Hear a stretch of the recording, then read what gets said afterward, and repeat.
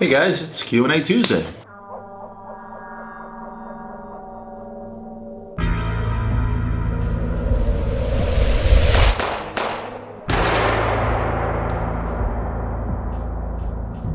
So the last couple of Q&A Tuesdays, I responded to multiple requests of SIHH reviews, new models, what I thought about particular models, what I thought about particular brands. Again, I'm biased. I obviously did AP first and foremost. I've done Richard Mille. I talked about Roger Dupuy.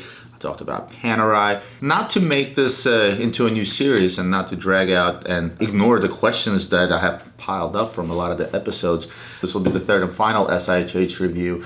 I'm gonna pick specific brands that I feel you guys probably gonna wanna hear about, the bigger names. So let me dive right into it. Berlin Wall. Mr. Gorbachev, tear down this wall. Shortly after the fall of the Berlin Wall in 1991, Walter Lange, along with a business partner, decided to revive his great-grandfather's company. The quality of the watchmaking was up to par of that of his great-grandfather. And it was up to par with all the big boys. I often say Lange's watchmaking is indeed better of Patek Philippe, in my opinion. In any case, without making a short story long, the Lange one was one of the four watches that introduced. It was something completely avant-garde. This was in 1994, 25 years ago, where the dials were offset, the patented big date, that sort of seemed to be a digital display date, etc., etc. You guys are all familiar with the Lange one. And that shook the world up, and they took a big risk by doing so, reviving an old company from the Eastern Bloc, and then coming out there with something that's not traditional at all in a dress watch case, which at the time was much bigger than a regular dress watch case, or at least the norm for the time. And they took a big risk, and that risk paid off because we all know where Lange & Son is today. For me, they're in the top bracket as far as all watchmakers are concerned. Now, why did I just jump and give you a piece of history that you guys will probably already know? Is because this year marked the 25th anniversary of the Lange 1. At SIHH, they introduced the limited edition, 250 pieces, 25th anniversary Lange 1. So the Lange 1, outside of the color scheme, looks like every other Lange with the exception of the color scheme changes. The strap, the hands, argente dial, and that fancy word for gray, I don't know. It's a different kind of blue, it's a lighter blue. And obviously the biggest thing that you see is in the back. And in the back is where it says 25 years of Lange 1, and it carries Walter Lange's name on it, as well as his partner Gunther that created all that back 25 years ago. It is definitely a good move to make the Lange look like the Lange. Every Lange 1 lover would want their Lange 1 to look the same. It would be bad if they were to, change it up and change it around somehow. And I'm glad that they did what they did. Years from now, many years from now, this is going to be one of those super collectible watches. And for those of you guys that love Lange, Lange 1 sort of identifies Lange as a brand. So they did the right thing by creating this particular timepiece. It's going to be a hell of a seller. I think you'll have a hard time getting this watch because every Lange lover out there is going to want to get out and get that particular watch. Now I'm going to jump to IWC. IWC introduced a new IWC Pilot collection. And when I look at the collection, as I scroll through the screen, the first thing that's coming to mind is like, well, what's new, right? I mean, they look like every other Pilot collection that was made. And the only thing I'll tell you that stands out is they jumped on the whole bronze bandwagon. They made quite a few models in bronze, including the automatic Spitfire, the Perpetual calendar, the Pilot's Chronograph, as well as the UTC, right? Now, there is a Pilot Top Gun Mojave Desert, which is really a pretty unique finish, and I love the way that looks. But nevertheless, the entire collection still looks the same to me. So I'm going to go back to what I said about Panerai. As far as reinventing themselves, they really haven't done anything new. They took the same stuff, packaged it a little bit differently, and put it out there. I will mention one watch, and that is the Timezoner. I love that little word that they came out with. This is something completely new to them. Again, attributed to the longest flight story. I like the watch. It's very different, and this is one of those watches that a lot of people will say it's so ugly that it's pretty, and I think it fits into that category. Again, traditional big Pilot case, but now you have that Timezoner, as they call it, bezel, the Timezoner alongside with the extended date window. I love the way that works alongside with the big crown and the satin strap. Everything about that watch sings to me. I like military themed watches, I like pilot watches, I like diver watches. And this was them coming out of their shell a little bit and doing something different, as well as coming out with a time zone watch. So, I'll give them an A+ for that. The use of bronze, I love. You know, those watches turn colors after a while. You know, a lot of guys leave them out wet and to make sure that they get all corroded and stuff, and they turn the green colors and purple and so on and so forth, adding to the watch's character. I like that as well. I also love the Pilot's Watch Automatic Spitfire. It's very reminiscent of the Mark 15 and then later the Mark 16. Just a classy military plain Jane watch. Love that one.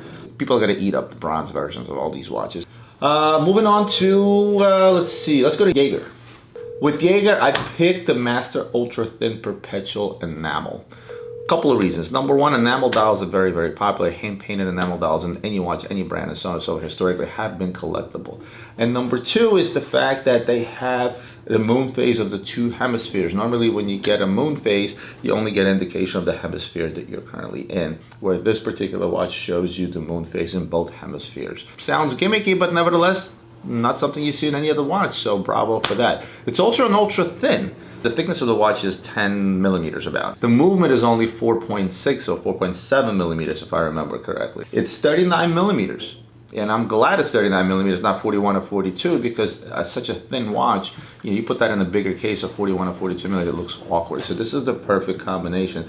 Undoubtedly a Jaeger design, definitely something fresh. And again, historically, Jaeger's prices have been very reasonable because they get to manufacture all their own stuff. So their costs are not that high in terms of manufacturing. At 55,000 USD, I think it's a bargain for a perpetual calendar with a little bit of new innovation, such as the double hemisphere moon phase, as well as the hand-painted enamel dial. So A+ on that watch, Jaeger. Let's go to Piaget.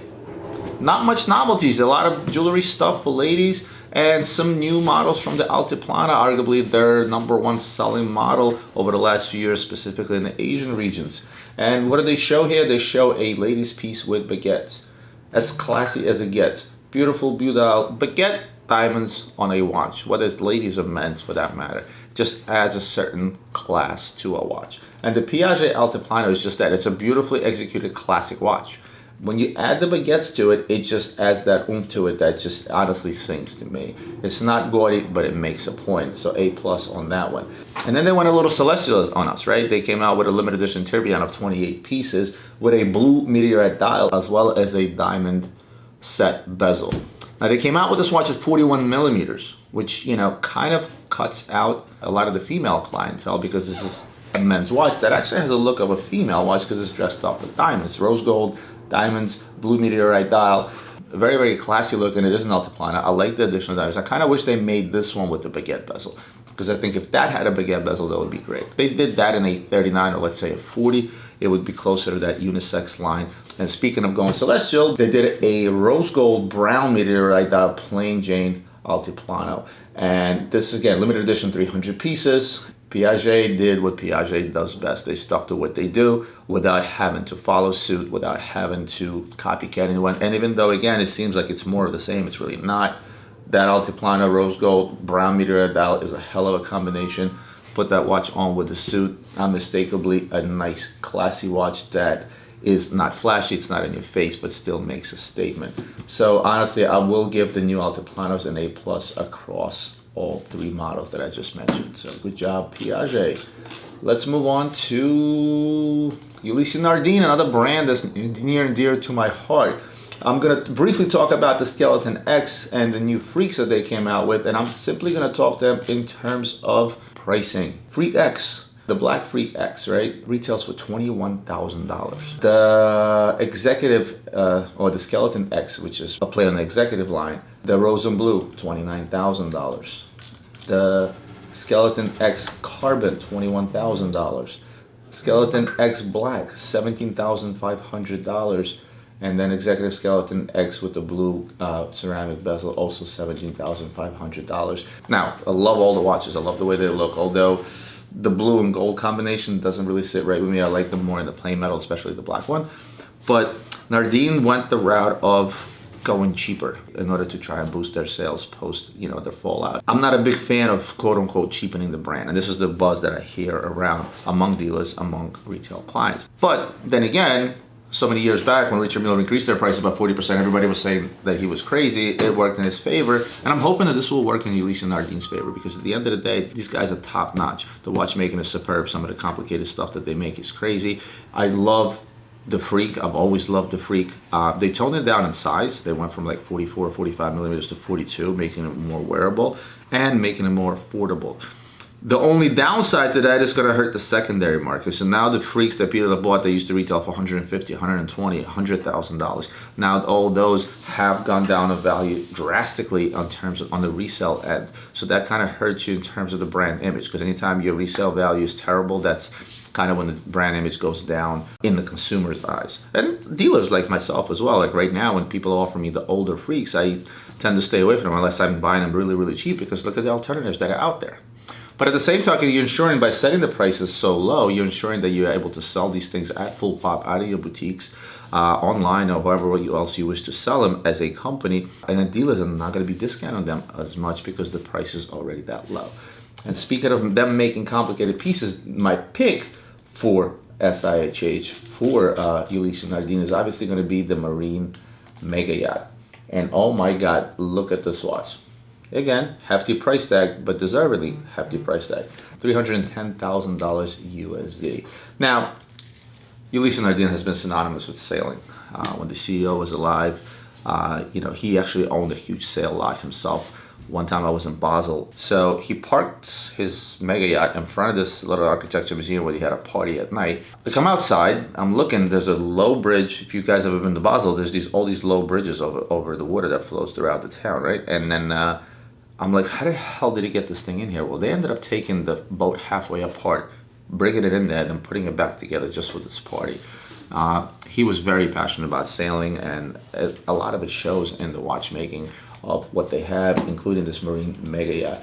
The anchor, the way the moon phase is displayed, the tourbillon, the tide indicators. I mean, this is just, it's mind-blowing. I am absolutely in love with this watch. And notice the attention is not on the case. It's as if you don't even see the case. Right? It's a traditional marine case in the 44 millimeters, right? Same you would find in a regular marine chrono they've been making for years. And it's as if they wanted the case to disappear, and all they wanted you to do is see the watch. Again, the moon phase indicator, it's an actual moon. It's a circle that actually depicts the actual moon with all the craters and everything in it. It's beautifully executed. The power reserve with anchor, bravo. Look at that little chain, actual anchor, that's your power reserve indicator. You have an indicator for tidal coefficients and volume, so it does have functionality for that is useful for somebody that sails a boat. So, it's not just a gimmick. You can actually utilize this watch as you're sailing a boat. And overall, aesthetically, look at the prop over the tourbillon. It's just an amazing watch. Did it in platinum, which probably would make this watch fairly heavy in 44 millimeters, but rightfully so. This is something very special. Your typical blue strap, as well as the blue dial to indicate, obviously, the love for all things ocean and sea and sailing by Ulysse Nardin. A triple A+ for this watch. It's 30-piece limited edition. Do I foresee this watch still getting discount? Absolutely. With them cheapening the prices on some of the other stuff significantly, but yet having this high-end watch, most likely you will get this watch at a discount. But you never know. This is a really good-looking watch, and there's only 30 of them. So I wouldn't be surprised if they quickly do sell out and you end up having to wait and picking them up in a secondary market in order to get the price down of this timepiece. Again, A+ Nardin, bravo. Let's go to something different. Let's go to Romain Jerome. Last year, Romain Jerome switched gears. Romain Jerome was all about gimmicks. It was about the Titanic. It was about the moon dust. It was about taking the DNA of something that's of importance and putting it into a watch and everybody going, wow. When they first came out with the Titanic watch, everybody was like, holy crap. That's an actual piece of history sitting inside my watch in that rusty looking bezel. When they did the moon dust, everybody said the same thing. Then they did the Volcano pieces, which I cannot pronounce. Don't even ask me to try to pronounce it. I'll just pop the watch up on the screen. Then they said, what's going to be next? When are you going to run out of these gimmicks? And they said, we're going to go raw. So they stripped these watches of all their DNA. And last year they showed more or less the same Romain Jeromes, but plain Jane, just raw materials, no gimmicks, no DNAs, no Jimmy Hoffa underneath the case, none of that stuff, right? So this year, they sort of went back to the roots, and I'm glad they did, because I was one of those guys that always liked Romain Jerome. And the reason I like them is because very, very gimmicky, and I like that kind of stuff, something very different, right? So what do we do this year? They came out with the AR Raw 6919. What is this? It has pieces of the Apollo 11 spaceships in it. I'm impressed. I don't care what anybody says. This impresses me. I'm a gimmicky guy. I love the way this watch looks. I love the way the moon face is displayed. Everything about this watch screams Apollo mission, screams man on the moon, screams moon, moon, moon, moon, moon. The way they did it is they encompass that material within this bezel, and they encompass it in what looks like windows of those, you remember the old school ships that went to the moon that had those little windows around it, and it looks exactly like that. I like it. I like the watch. It's different. They kind of caught on with the times that they did a quick release strap that you can change around, which a lot of brands have already done. It's sort of becoming the standard now, not a novelty anymore. But $22,000 retail, in line with what all the other quote-unquote DNA watches retail for in the past. I'm glad to see Romain Jerome going back to their roots and sticking to the one thing that only they have ever done. And again, they only made 100 of them, so you know they will sell, and I'm sure they'll sell well.